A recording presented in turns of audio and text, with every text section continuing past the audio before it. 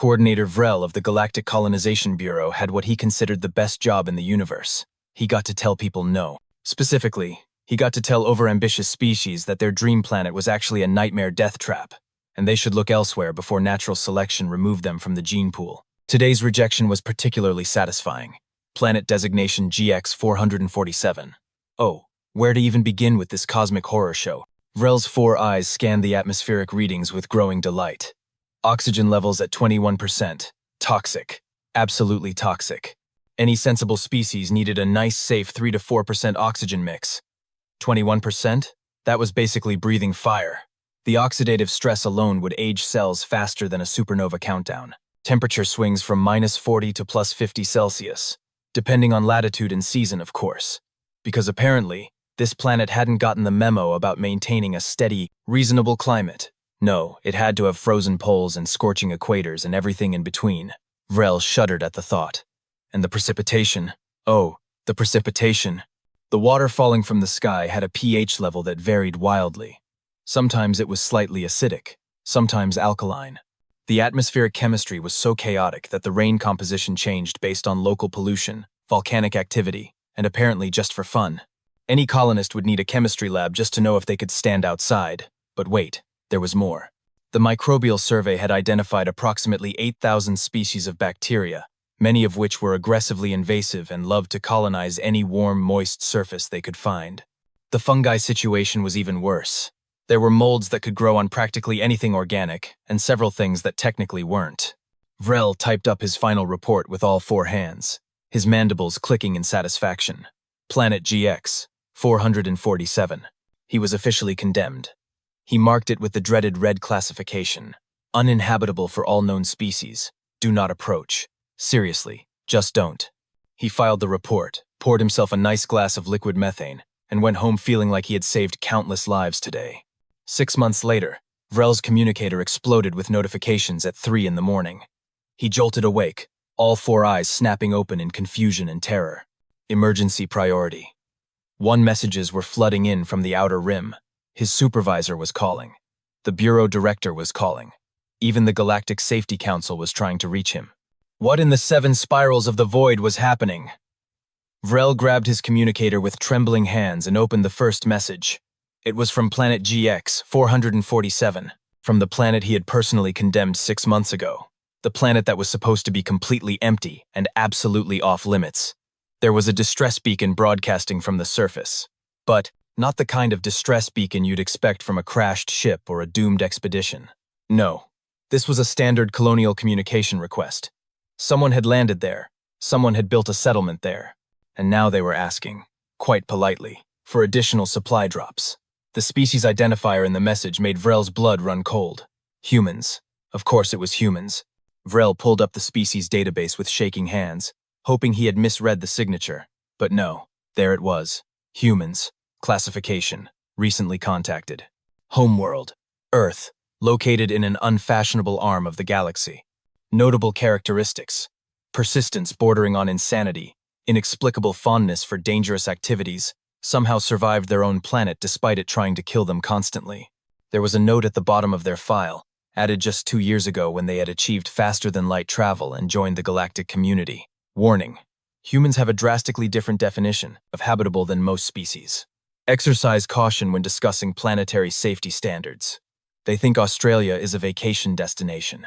Vrel didn't know what an Australia was, but he knew he was about to have the worst day of his career. He called his supervisor, who was surprisingly calm about the whole situation. Too calm. The kind of calm that came right before a complete bureaucratic meltdown. Vrel, his supervisor said slowly, you need to assemble a rescue team and get to GX 447 immediately. Find out how many humans are still alive, evacuate the survivors, and file an incident report. The Galactic Safety Council is already drafting new regulations about warning labels on condemned planets. Apparently, humans see red flags as suggestions. How many ships landed there? Vrel asked, dreading the answer. Just 1 colony ship. Manifest says approximately 300 humans. 300 humans on a death world. Vrel calculated the probable survival rate in his head. If they had landed 6 months ago, and if the planet was as hostile as his reading suggested, there might be 20 or 30 survivors. Maybe. Possibly. If they had gotten extremely lucky and found a cave or something. He really hoped there would be someone left to rescue. Because the alternative, that all 300 had died, would mean mountains of paperwork and probably a formal inquiry into whether his initial assessment had been thorough enough. Vrel got dressed, grabbed his emergency evacuation kit, and headed to the spaceport. He had a terrible feeling that today was going to redefine his understanding of the word uninhabitable. And he was absolutely right. Vrel assembled his rescue team within 4 hours. Speed was critical when dealing with survivors on a death world. Every moment counted when you were surrounded by toxic atmosphere, lethal wildlife, and environmental hazards that could kill you 17 different ways before breakfast. His team consisted of himself, obviously, because he was the one who had condemned the planet and would need to explain what went wrong. Pilot Kess, a nervous insectoid from the Chiton Collective who had excellent reflexes and could land a ship in a meteor storm. And Medical Officer Thorne, a reptilian from the Scalaris system, who had seen everything from radiation poisoning to dimensional sickness, and could theoretically keep survivors alive long enough to get them off-world. They loaded the ship with emergency medical supplies, enough rations for 500 people for 2 weeks, thermal blankets, portable shelters, water purification systems, and approximately 4 tons of other rescue equipment. "I'm reading the planet specifications," Kess said, his antennae twitching nervously as they entered orbit around GX 447. "Coordinator Vrel, these readings cannot be correct. The oxygen concentration alone would cause cellular damage within hours. Are you certain humans landed here? Intentionally?" "The colony ship's flight plan was filed and approved," Vrel said grimly. "Though how it got approved for this destination is a question I will be investigating later. With lawyers." "I'm preparing sedatives for approximately 200 patients," Thorne announced from the medical bay. "Survivors on a Class Red planet will likely be suffering from severe trauma, panic attacks, and possibly complete psychological breaks from reality. We'll need to sedate them for their own safety during evacuation." Vrel nodded. Standard protocol. He had run dozens of rescue operations in his career, though never from a planet quite this hostile. The survivors were going to be in bad shape. He steeled himself for what they might find.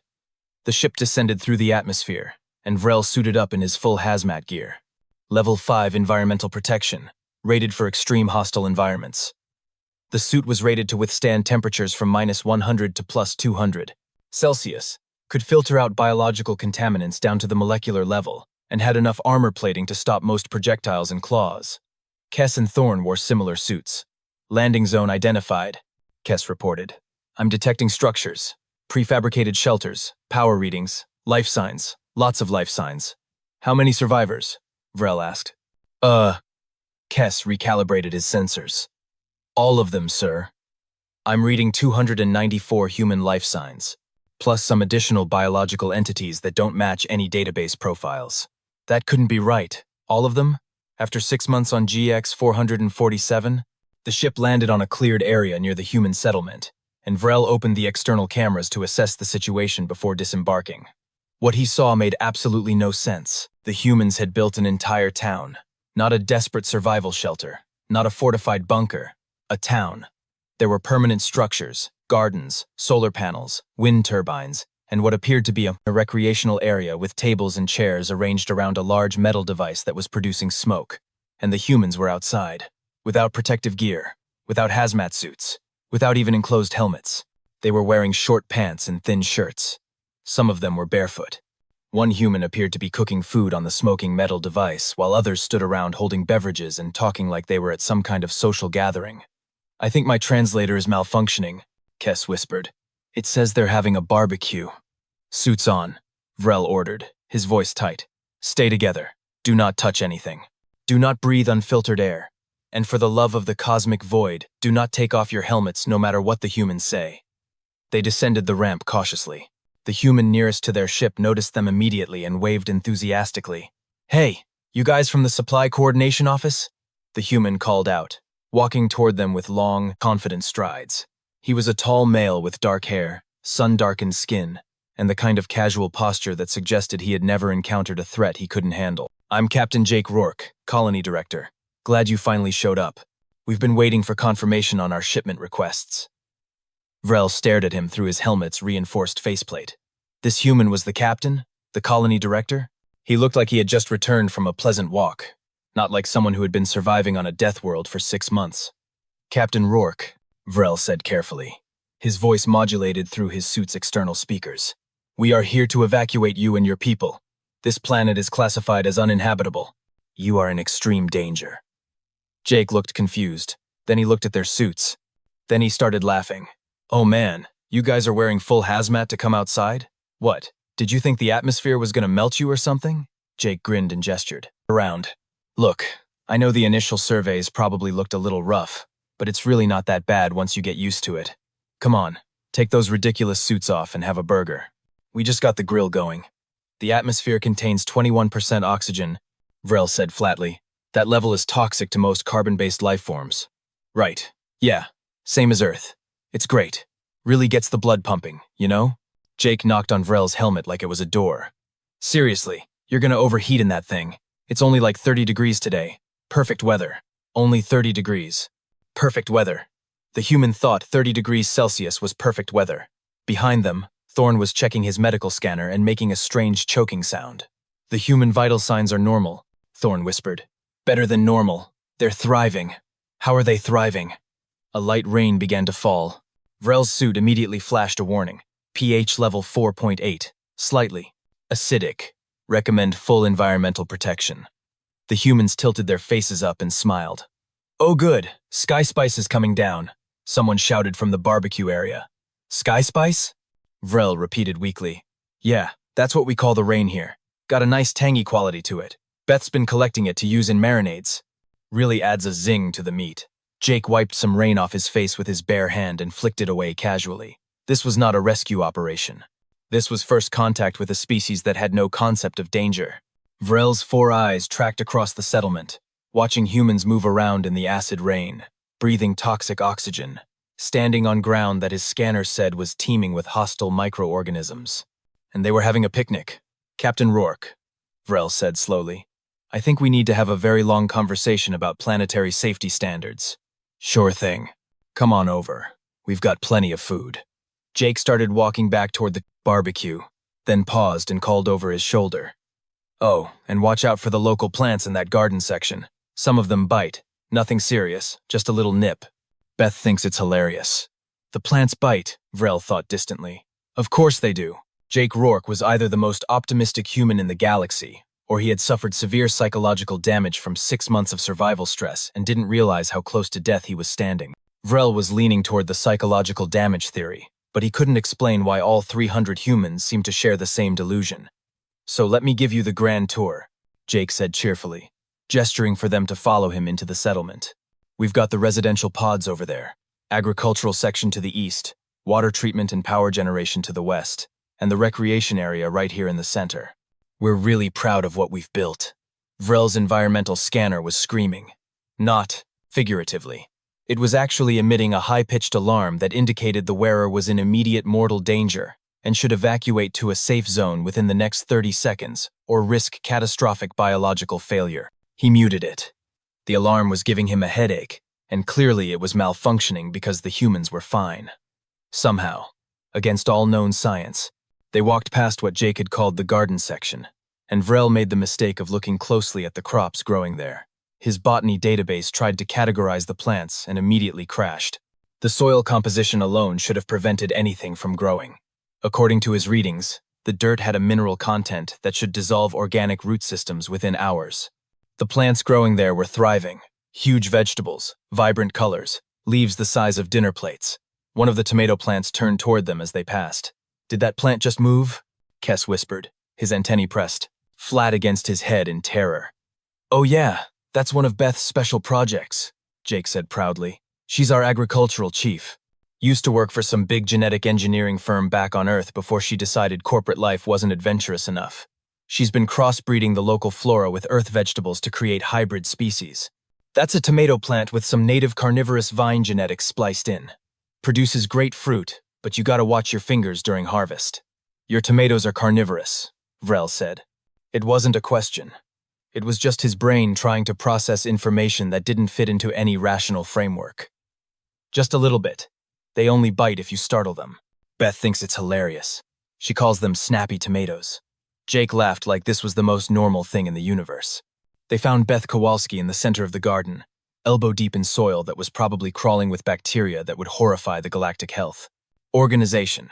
She was a stocky woman with red hair tied back in a practical bun, dirt smeared across her face, and the kind of manic gleam in her eyes that Vrel associated with either mad scientists or people who had given up on survival and embraced chaos. Possibly both. Jake, you brought visitors! Beth stood up and waved at them, scattering clumps of potentially lethal soil everywhere. Welcome to New Brisbane. Sorry about the mess. I'm in the middle of planting season. Just got a new strain of potatoes growing that I think are going to be amazing. They've adapted to extract nutrients from the local fungal networks, which means they basically fertilize themselves. Isn't that wild? Your potatoes have formed a symbiotic relationship with alien fungi, Thorne said faintly. I know, right? Nature is amazing. Beth beamed at them. You guys want to try some? I've got a batch roasting back at the community kitchen. They've got this earthy flavor that's just incredible. We are not eating alien hybrid vegetables, Vrel said firmly, finally finding his voice. Captain Rourke, Miss Kowalski, I must insist that you listen to me. This planet is not safe. The soil you're touching contains microbial life that could cause infections. The plants you're growing could be toxic. The entire ecosystem is hostile to colonization. Beth looked at her dirt-covered hands, then back at Vrel. Hostile? Buddy, I've worked with Earth soil. You know what Earth soil has in it? Billions of bacteria per gram, fungal spores everywhere, parasitic nematodes, insects that'll crawl into any opening they can find. And that's the good farming soil. This stuff? She gestured around. This is basically the same thing with a slightly different mineral composition. Sure, I got a weird rash the first week, but it cleared up once my immune system figured out what was going on. Her immune system figured it out, just like that, as if adaptation to an alien biosphere was something that happened, casually over a weekend. Vrel was beginning to understand why the human species file had so many warning labels. Let's continue the tour, Jake said, seemingly oblivious to Vrel's existential crisis. You guys are going to love the water treatment facility. The water treatment facility was somehow worse than the garden. It was a series of large tanks and filtration systems that were, according to Jake, processing the local water to make it safe for human consumption. Vrel's scanner analyzed the input water and nearly exploded. The raw water contained dissolved minerals, organic compounds, microbial life, and trace amounts of substances that his database couldn't even identify. The output water was only marginally better, and the humans were drinking it. In fact, one human was doing more than drinking it. Through a large window, Vrel could see an artificial reservoir where several humans were swimming, actually swimming, submerging themselves completely in water that his scanner said should be classified as a mild chemical hazard. One particularly enthusiastic human climbed up onto a platform and jumped into the water with a tremendous splash, shouting something that sounded like cannonball. That's our recreation pool, Jake explained. We dug it out last month, lined it with some waterproof sheeting from the ship, and filled it with filtered local water. Gets pretty hot here during midday, so it's nice to have somewhere to cool off. We're thinking about adding a slide next month if we can fabricate the parts. You're swimming in it, Kes said, his voice several octaves higher than normal. You're recreationally submerging yourselves in unsterile alien water for fun. Well, yeah, it's a pool. That's what pools are for. Jake looked at them like they were the weird ones. Don't your species swim? In properly treated, certified safe water in controlled environments, Vrel nearly shouted. Not in wild alien reservoirs filled with unknown microorganisms. Huh, well, nobody's gotten sick yet, so I think we're good. Jake shrugged and led them toward another building. Come check out the medical bay. I think you'll be impressed with how well equipped we are. The medical bay was a single room with exactly 3 Band-Aids in a drawer, a bottle of aspirin, and one human who appeared to be the designated medical officer reading a book on a comfortable chair. This is Tommy Park, our medic. Jake introduced them. Tommy, these are our visitors from the Galactic Bureau. They're concerned about our safety. Tommy looked up from his book and nodded. Oh hey, welcome. Yeah, we're doing great health-wise. Had a few scrapes and bruises during the first month while we were building everything. Couple cases of sunburn from people who didn't take the UV warnings seriously. And one idiot who tried to pet the local wildlife and got a minor laceration. But overall, healthiest 6 months of my life. The air here is fantastic. The air is toxic, Vrel said weakly. It's got the same oxygen content as Earth, my dude. It's literally the same air we've been breathing our whole lives. Tommy went back to his book. You guys need anything? I've got some pain relievers if you're getting headaches from those suits. They look pretty uncomfortable. Vrel looked at his team. Kess was trembling. Thorn was running medical scans compulsively, as if hoping the data would eventually make sense. And Vrel himself was beginning to question everything he knew about planetary habitability. These humans had been living on a condemned death world for 6 months, breathing toxic air, drinking questionable water, eating hybrid alien vegetables, and swimming in unfiltered reservoirs. And they had never been healthier. Captain Rourke, Vrel said slowly, I think I need to sit down. Sure thing. Let's head back to the barbecue. Food should be ready by now, and we can talk about whatever's bothering you.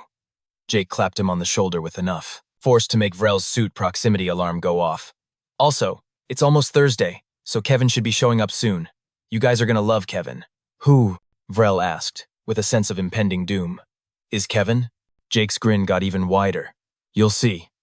They made it back to the barbecue area just as the settlement's alarm system activated. A loud, pulsing siren that made Vrel's heart skip several beats in rapid succession. His training kicked in immediately. Alarms meant danger. Danger meant evacuation protocols. He reached for his emergency communicator to call the ship for immediate extraction. Code Orange, someone shouted from a watchtower at the edge of the settlement. Code Orange, incoming from the northwest. The humans around the barbecue looked up with mild interest. Not panic, not terror. Just the kind of casual attention you'd give to someone announcing that lunch was ready. Oh good, he's early today, Jake said, checking a watch on his wrist. Usually Kevin doesn't show up until closer to sunset. Code Orange, Vrel demanded, his suit's threat assessment system flashing warnings across his helmet display. What is Code Orange? What kind of threat classification is that? Oh, it's just our wildlife alert system, Jake explained calmly while flipping what appeared to be meat patties on the grill. Green is small stuff, deer-sized or smaller. Yellow is medium predators. Orange is large predators. Red is if something really dangerous shows up, like a swarm of those flying things with the stingers. But we haven't had a code red in like 3 months. Large predators, Vrel repeated.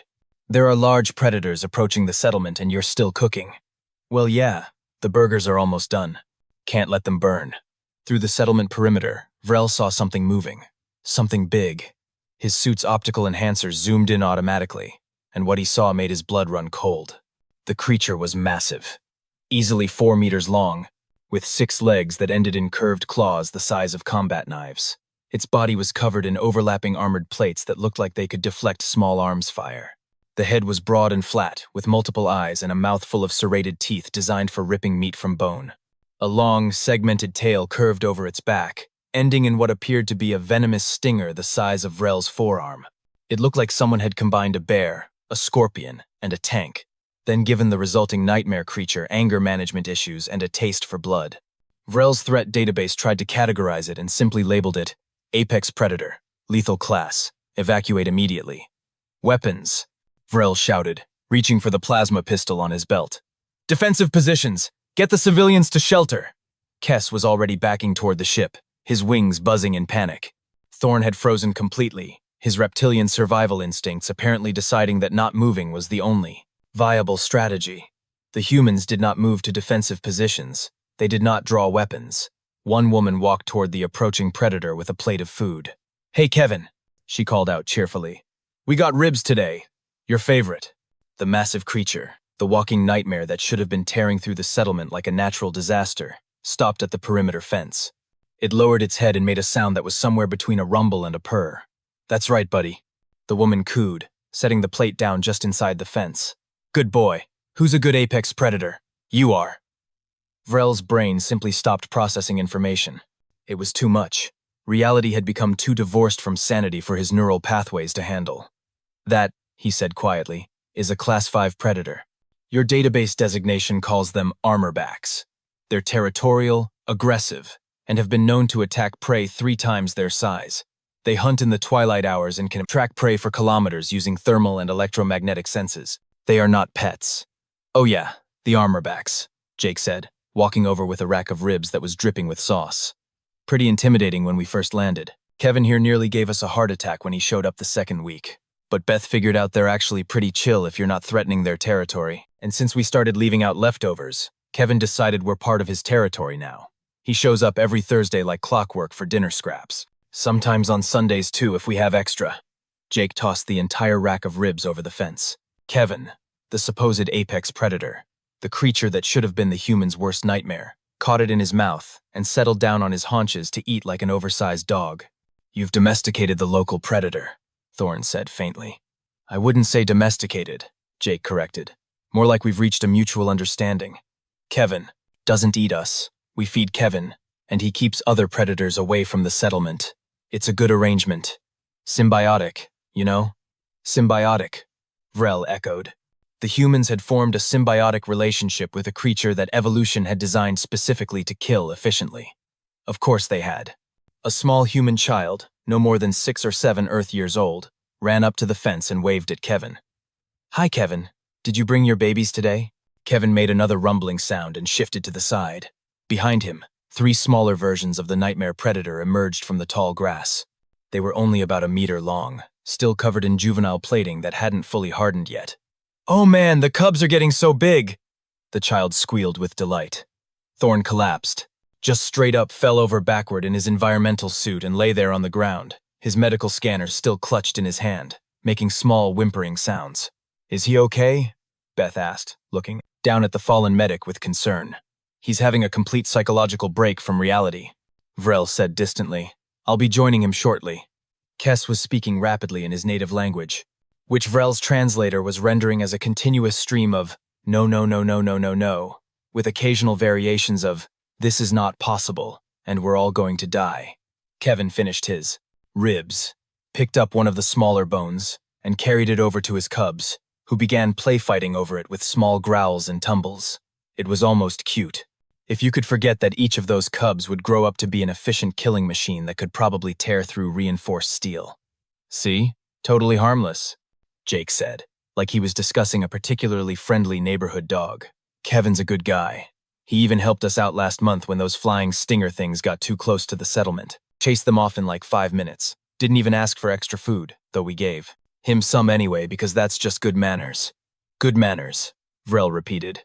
You're thanking the predator for protecting you from other predators. Well, yeah, Kevin's part of the community now. You take care of your community. Jake said it like it was the most obvious thing in the universe. A human child was now dangling a stick through the fence while one of Kevin's cubs jumped at it playfully. Kevin watched with what Vrel could only describe as parental supervision. This was insane. This entire planet was insane. The humans were insane. Kevin the predator who showed up for Thursday barbecue was insane. Everything about this situation violated every protocol, regulation, and basic survival instinct that Vrel had learned in his 40 years with the Colonization Bureau. Captain Rourke, Vrel said, his voice surprisingly steady given that his entire worldview was crumbling. I think we need to discuss the legal status of this colony. Sure thing. Let's head inside to the community center. Kevin's gonna be here for a while anyway, and I think the burgers might be a little overdone by now. Jake started walking toward a large central building. Fair warning though, we might need to take a rain check on the official paperwork. It's almost beer o'clock, and we've got a policy about not doing bureaucracy after beer o'clock. Beer o'clock. They had a policy about alcohol consumption schedules. Vrel followed Jake toward the community center, stepping carefully over Thorne's still prone form. Kess was rocking back and forth near the ship, muttering about updating his life insurance policies. Behind them, Kevin made a contented sound and settled down for a post-dinner nap while his cubs played in the grass. Just another Thursday on the planet that was rated uninhabitable. Vrel was seriously reconsidering his career choices.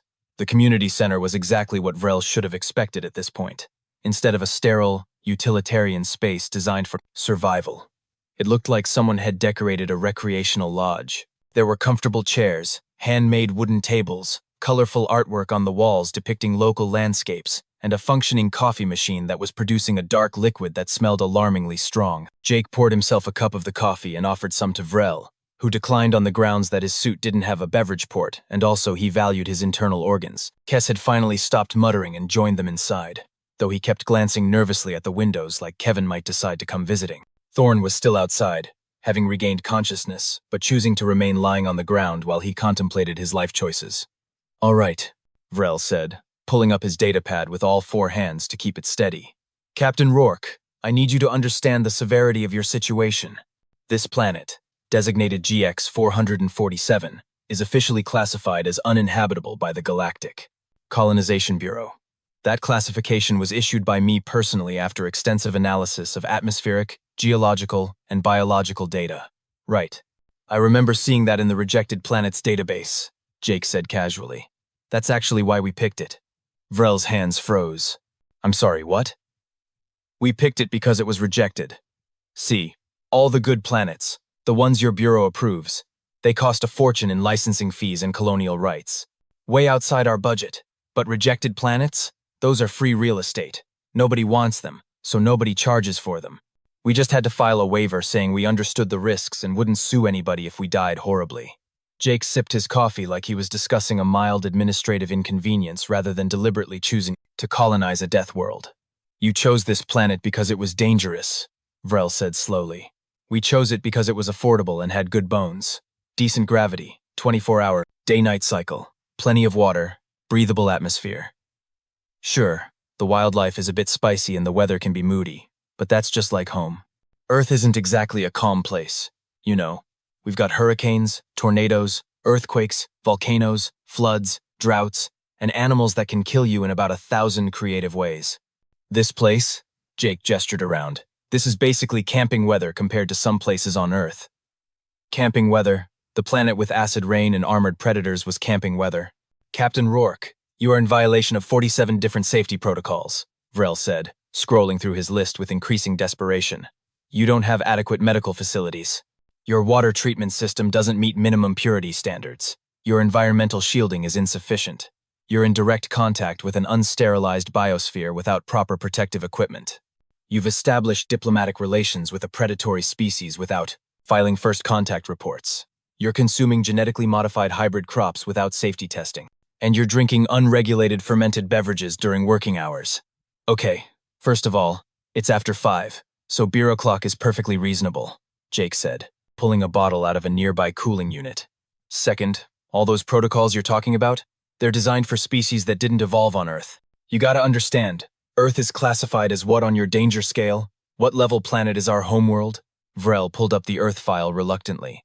He'd reviewed it before coming here but hadn't really processed the implications. Earth, Sol System, Classification, High-Risk World. Atmospheric oxygen concentration, 21%. Warning, extreme oxidative environment, temperature range, -90 to +58 Celsius. Warning, severe climate instability, natural disasters, frequent. Tectonic activity, high. Volcanic activity, moderate to high. Megafauna, numerous predatory species. Microbial diversity, extreme. Recommended classification for colonization, prohibited for most species. Suitable only for native life forms who have adapted to extreme conditions. There was a note at the bottom. Humans evolved on this planet. They think it's normal. Adjust expectations accordingly. Your homeworld, Vrel said quietly, would be classified as a level 9 death world by our standards. Really? Huh, that's actually pretty cool. Jake grinned and took a drink from his beer. So yeah, when you say this planet is dangerous, you're using a scale that was designed for species from nice, calm, reasonable planets. We're using a scale that was calibrated on Earth. And compared to Earth, GX 447 is honestly pretty chill. No hurricanes so far. No earthquakes. The local predators are way easier to deal with than grizzly bears or saltwater crocodiles. And the air? He took a deep breath. Chef's kiss. Perfect oxygen levels. Really gets you energized. Beth walked in at that moment, still covered in dirt from the garden. Oh good, are we doing the bureaucracy talk? Hang on, let me grab a beer. I can't deal with regulations sober. Miss Kowalski, Vrel said, his voice taking on a pleading quality he hadn't intended. The plants you're cultivating, they haven't been tested for toxicity. They could poison the entire colony. Could they though? Beth cracked open her beer and sat down. Look, I've got a doctorate in xenobotany and 15 years of experience with genetic engineering. I'm not just randomly mashing plants together and hoping for the best. I'm doing controlled hybridization with careful testing. Every new strain goes through a battery of safety checks before it gets anywhere near the food supply. We've got protein analysis, toxicity screening, digestibility testing, the whole 9 yards. Just because we don't have a fancy Galactic Bureau certification doesn't mean we're being reckless. You have a doctorate in xenobotany, Vrel said. Yep, Tommy's got his medical degree from Johns Hopkins. Our head engineer used to work on terraforming projects for the Mars colonies. Our security chief was Special Forces before she retired. We're not just random idiots who decided to play colony coordinator. We're professionals who chose to build something on our own terms instead of following someone else's rules. Beth raised her beer in a casual salute. No offense to your rules. I'm sure they work great for most species. They just don't really apply to us. Vrel looked at his datapad. At the list of violations. At the safety protocols that the humans were ignoring completely. At the classification system that said this planet should be empty and dead, not thriving with 300 happy colonists who thought acid rain was a cooking ingredient. Your species, he said slowly, evolved on a planet so hostile that it would be condemned by every other civilization in the galaxy. You developed immunity to oxidative stress that would kill most carbon-based life forms. You adapted to survive temperature swings that would send most species into hibernation or death. You learned to coexist with predators that outweigh you and could tear you apart. And then you looked at the rest of the galaxy and thought, those habitable planets are too expensive. Let's find something more like home. Pretty much, yeah, Jake agreed cheerfully. You're insane. Your entire species is completely insane. Or we're just really, really good at surviving, Beth said with a grin. Depends on your perspective. Vrel looked at Kess, who had given up and was also staring at the humans with a mixture of horror and fascination. He looked at his datapad. He looked at the window, where he could still see Kevin the apex predator napping peacefully while human children played nearby. He thought about the paperwork, the incident reports, the safety violations, the fact that by every official measure, this colony should not exist, and yet it was not only existing but thriving. And then he thought about the fact that there were probably hundreds of other rejected planets in the database, planets that had been condemned as too dangerous for colonization, planets that were sitting empty and unclaimed, planets that humans would see as affordable real estate. How many other colony ships does your species have? Vrel asked, dreading the answer. Oh, probably 50 or 60 currently in planning stages, Jake said. Why do you ask? 50 or 60 ships. 50 or 60 groups of humans who would look at the database of rejected death worlds and see opportunities instead of warnings. Vrel's 4 eyes slowly closed as the full scope of the situation became clear. This wasn't an isolated incident. This was the beginning of something much bigger. Humanity wasn't going to colonize the safe, approved, expensive planets. They were going to colonize the nightmares. I need to update some classifications, Vrel said distantly, and file some reports. Many reports. Cool. While you're doing that, you want a burger? They're probably cold by now, but still pretty good. Jake offered him a plate through the suit's arm port, which obviously wouldn't work. I'm going back to my ship, Vrel announced. I'm filing an emergency report to the Galactic Bureau, and then I'm probably going to retire. Suit yourself. We'll be here if you change your mind about that burger, Jake called after him as Vrel walked toward the exit. Outside, Kevin had woken up from his nap and was playing fetch with one of the human children. Fetch, with an apex predator. Vrel kept walking. 3 weeks later, Coordinator Vrel sat in his office at the Galactic Colonization Bureau headquarters, staring at the most important document he had ever written. His 4 eyes were bloodshot from lack of sleep. His mandibles ached from grinding them in frustration. And his career was about to take the very sharp turn in a direction he had never anticipated. The document on his screen was titled, Emergency Protocol Revision, Human-Compatible Planetary Classifications and the Necessary Restructuring of Galactic Safety Standards. It was 247 pages long. He had rewritten it 16 times. After leaving GX 447, which the humans had already started calling New Brisbane for reasons that his cultural database said had something to do with a city on Earth that was apparently known for dangerous wildlife and people who refused to take said wildlife seriously. Vrel had spent 72 straight hours compiling data, cross-referencing reports, and having what Thorne had clinically described as a moderate existential crisis. The facts were undeniable and deeply disturbing. Humans had evolved on a Class 9 death world. Their baseline tolerance for environmental hazards was approximately 400% higher than the galactic average. What they considered, breathable air, would cause hyperoxia and cellular damage in most species within hours. Their comfortable temperature range spanned over 100 degrees and included temperatures that would either freeze or cook most other sapient beings. They had immune systems that treated alien bacteria like a training exercise, and their psychological response to danger was not flight or freeze, but rather, let's poke it and see what happens. This made them uniquely qualified to colonize exactly the kind of planets that the Galactic Bureau spent most of its time marking as prohibited. Vrel had pulled the statistics.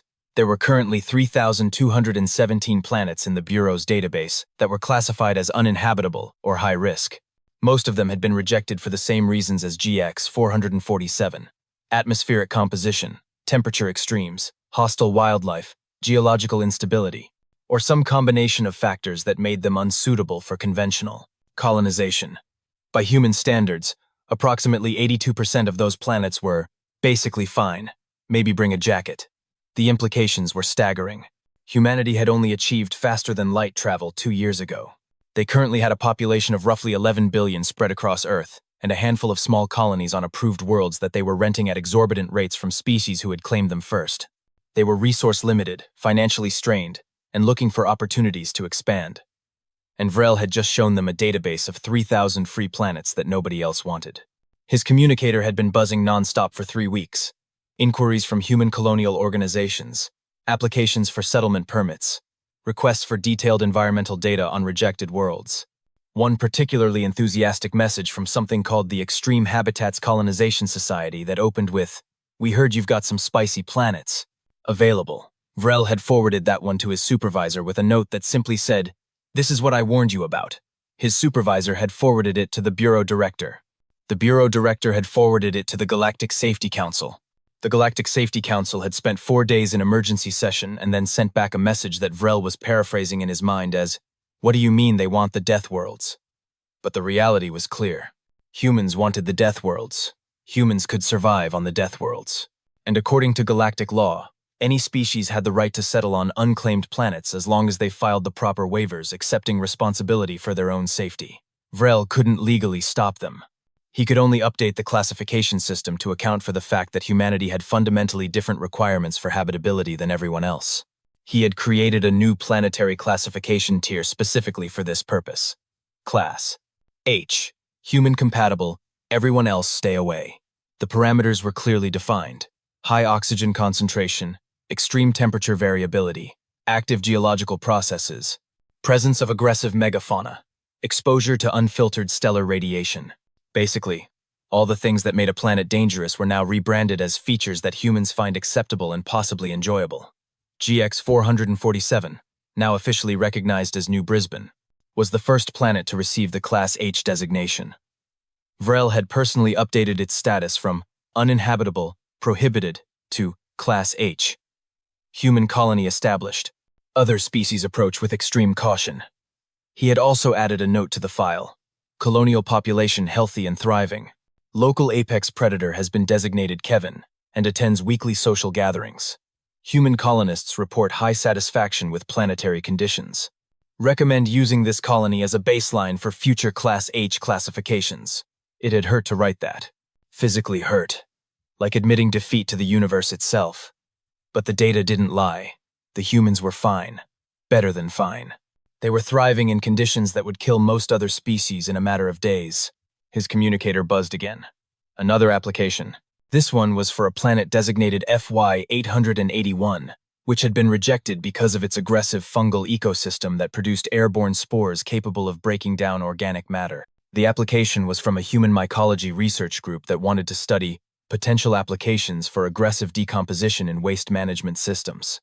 They wanted to colonize a planet where the air tried to digest you so they could study the fungi. Vrel approved the application with shaking hands. What else could he do? They met the legal requirements. They had filed the proper waivers.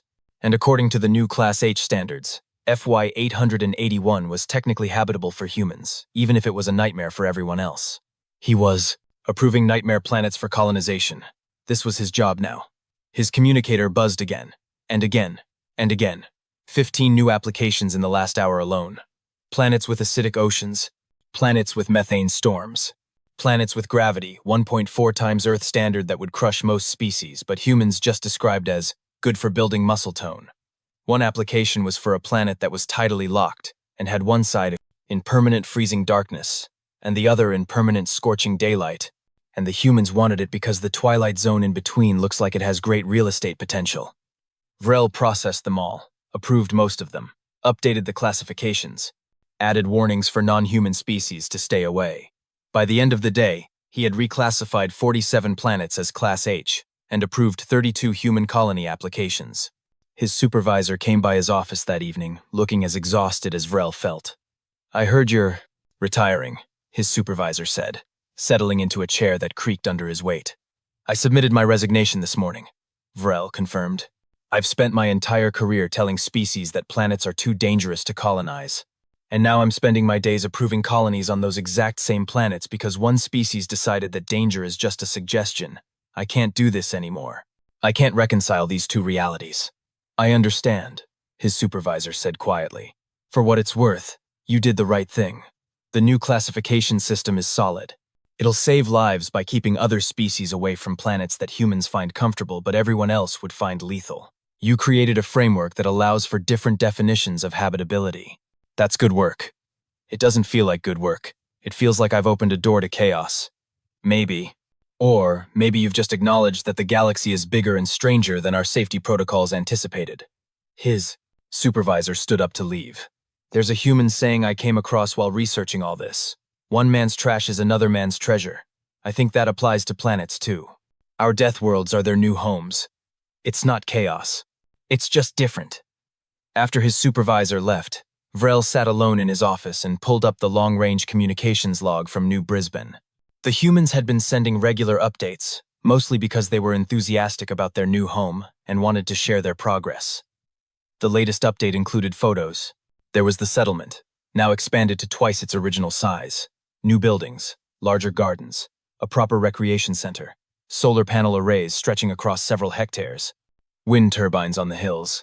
There was Kevin, looking slightly overweight, surrounded by his cubs who were now adolescents and helping keep other predators away from the settlement in exchange for regular meals. There was Beth's garden, now producing hybrid vegetables, in quantities sufficient to not only feed the colony but provide surplus for trade. Apparently, several human merchant ships had already placed orders for the snappy tomatoes, which were becoming popular as a novelty item in human settlements across the sector. There was a photo of the community center during what the humans called movie night, with dozens of colonists gathered together, watching entertainment on a large screen while eating snacks and drinking their locally brewed beer. They looked happy. Genuinely, authentically happy. Not like desperate survivors clinging to life on a hostile world, but like people who had found exactly where they wanted to be. And at the bottom of the update was a message from Captain Jake Rourke himself. "Coordinator Vrel, thanks for updating our planetary status. We've been getting interest from a few other human groups who saw that New Brisbane got approved, and they're thinking about setting up colonies on some of the other available worlds. I know this probably isn't what you expected when you classified these planets as uninhabitable, but we really appreciate you giving us the chance to prove that one species' nightmare is another species' paradise. If you ever want to visit again, the offer for that burger still stands. And don't worry about Kevin. He's basically harmless now. Mostly. Bring the ribs just in case. Best wishes, Jake." Vrel closed the message and looked out his office window at the stars. Somewhere out there, humanity was turning the galaxy's most dangerous real estate into thriving colonies. They were befriending apex predators, crossbreeding alien plants with earth vegetables, swimming in questionably filtered water, and calling it all camping weather. And Vrel, who had spent his career protecting species from dangerous planets, had just spent 3 weeks helping humans find 3,000 new places to call home. He opened his desk drawer and pulled out the retirement paperwork, signed it with all 4 hands, and submitted it to the personnel department, along with a recommendation that his replacement should probably have a background in xenopsychology with a specialization in species that had evolved in high-stress environments. They were going to need it. 6 months after that, Vrel was living in a quiet retirement community on a nice, safe, boring planet with perfectly regulated temperatures, filtered air, and absolutely no predators larger than a domesticated pet. He spent his mornings reading reports from the Galactic Bureau, which was now processing an average of 200 human colony applications per week. He spent his afternoons maintaining a small garden, growing perfectly normal vegetables that didn't bite or move or crossbreed with alien species. And he spent his evenings watching the news, which increasingly featured stories about human colonies on planets with names like Acid Rain Paradise, Gravity Gym, and The Weather's Always Interesting. There was the special report about New Brisbane that evening. The colony had grown to over 800 residents. They had established trade relationships with 3 other species who were fascinated by their hybrid crops. and willing to pay premium prices for vegetables that had survived on a death world. They had successfully mapped the local predator territories and established what they called a peaceful coexistence protocol that mostly involved strategic barbecue placement. And they were hosting the first ever extreme habitat tourism program, where adventurous humans from other colonies could visit for a week and experience what they were marketing as the authentic frontier lifestyle. The news anchor, a dignified Centaurian with excellent diction, concluded the segment by saying, "The success of human colonies on formerly prohibited worlds has led to discussions at the Galactic Council about revising our understanding of planetary habitability. Some scientists are now suggesting that Earth-based life may represent an extreme survival variant that could thrive in environments previously thought to be incompatible with complex civilization." More on this story as it develops. Vrel turned off the news and poured himself a glass of liquid methane. He had spent 40 years in the Colonization Bureau. He had evaluated thousands of planets. He had saved countless lives by identifying dangerous worlds and marking them as prohibited. And then humans had shown up, looked at his life's work, and said, "Thanks for the list of available real estate." Somewhere out there, Jake Rourke was probably having another barbecue. Kevin was probably getting fat on ribs. Beth was probably creating some new horrifying hybrid vegetable that would somehow become a delicacy. And 800 humans were living their best lives on a planet that Vrel had personally condemned as uninhabitable. He raised his glass in a silent toast to the insanity of it all. One species Indra species. Death World was another species' paradise. And humanity had just claimed 3,000 paradises that nobody else wanted. The galaxy was never going to be the same. And Vrel, despite everything, despite the existential crises and the shattered understanding of planetary safety and the premature retirement, couldn't help but smile. Because somewhere in the universe, on a planet rated uninhabitable by every reasonable standard, humans were proving that survival wasn't about finding safe places. It was about making dangerous places feel like home, and they called it camping weather.